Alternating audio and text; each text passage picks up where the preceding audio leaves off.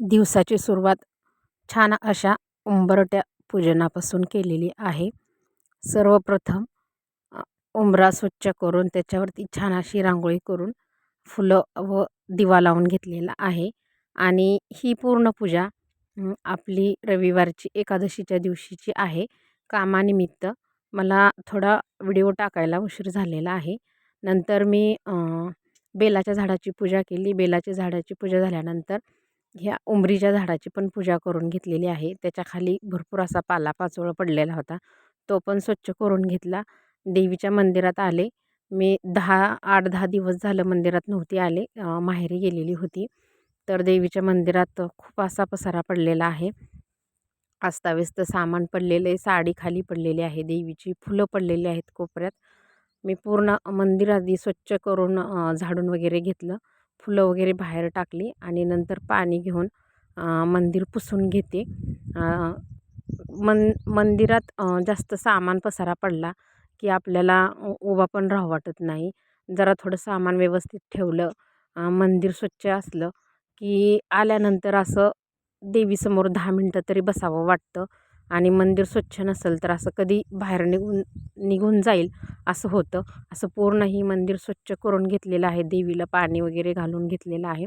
आत्ता देवीला आपण साडी नेसवणार आहोत. आज एकादशी असल्यामुळं देवीला पांढऱ्या कलरची साडी नेसवणार आहे मी.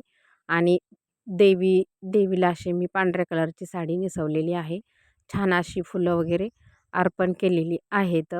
आणि देवीची पूजा करताना मंदिराची स्वच्छता आपण लक्षात घ्यायची.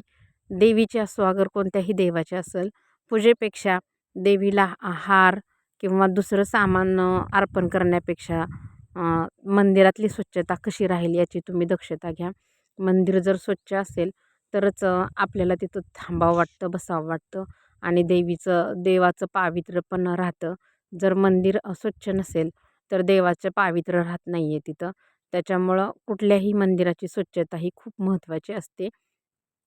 माझ्या मुलांनी हट्ट करून गावात महादेवाच्या मंदिरात घेऊन गेला होता. तो बोलला की महादेवाची एकादशी आहे म्हटल्यावरती मला महादेवाची पूजा करायची. त्याला महादेवाची पूजा करायला आवडतं. त्याच्यामुळं त्यानं मला महादेवाच्या मंदिरात घेऊन गेला. स्वतःच देवाला पंचामृत वाहून नंतर पाणी वगैरे घातलं आणि पूर्ण पूजा त्याला स्वतःलाच करायची होती. तो मला करू देत नव्हता. तर त्याची खूप इच्छा असती महादेवाच्या मंदिरात जाण्याची, कारण त्याला महादेव आवडतो. तो घरी पण त्याला कधी करमत नसेल की फ्रीजमध्ये बर्फ ठेवतो आणि बर्फाचा पण तो महादेव बनवतो. त्याचं मूडवरती काम असतं. तो म्हटला की आज उपवास आहे म्हटल्यावर चल सकाळचंच जाऊ. माझ्याकडं कामाला बायका होत्या शेतात, पण तरी त्याच्या हट्टासाठी मी मंदिरात गेली. मंदिरात छान अशी पूजा केलेली आहे.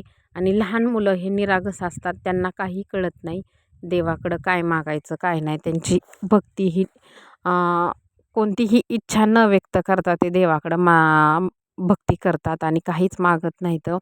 आणि हीच भक्ती देवाला आवडती की भक्तांना देवाला काहीच मागितलं नाही पाहिजे. स्वच्छ मनाने फक्त देवाची भक्ती केली पाहिजे. तर त्याने उपवास पण पूर्ण धरलेला होता. म्हटला मी आज महादेवाची एकादशी आहे म्हटल्यावर एकादशी पण करणार आहे. त्यांनी उपवास पण केलेला होता. आम्ही देवाला फुलं वगैरे अर्पण केली, अगरबत्तीही लावली. कसं माणसाने कोणतीही पूजा करताना देवाला कोणतीच गोष्ट मागायची नाही. फक्त स्वच्छ मनानं तुम्ही देवाची पूजा करा. कोणाविषयीही कोणत्याही मनात चुकीचा विचार आणू नका. कोणाचं वाईट होईल, कोणाचं चांगलं होईल असं कधीही चिंतू नका.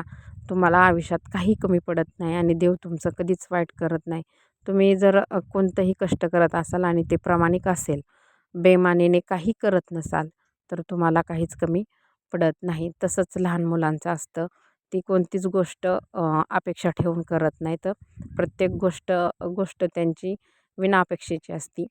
त्याने डमरू आणला होता आणि तो डमरू वाजवत होता. आठवणीने घरनं येताना तो डमरू घेऊन आला होता आणि छान असा डमरू वाजवत होता. पूजा वगैरे आवरली. मी घरी आले आणि शेतात बायका होत्या. नंतर ड्रॅगनच्या शेतात गवत काढायचं होतं. मी पण गवत काढायला गेले अशी ही पूर्ण एकादशीच्या सकाळचं शेड्यूल आहे. दिवसभर आम्हाला हे गवत काढण्याचं काम होतं. 2 वाजता आमची सुट्टी होणार होती. असं हे पूर्ण रविवारचं एकादशी दिवशीचं शेड्यूल आहे पूर्ण दिवसाचं.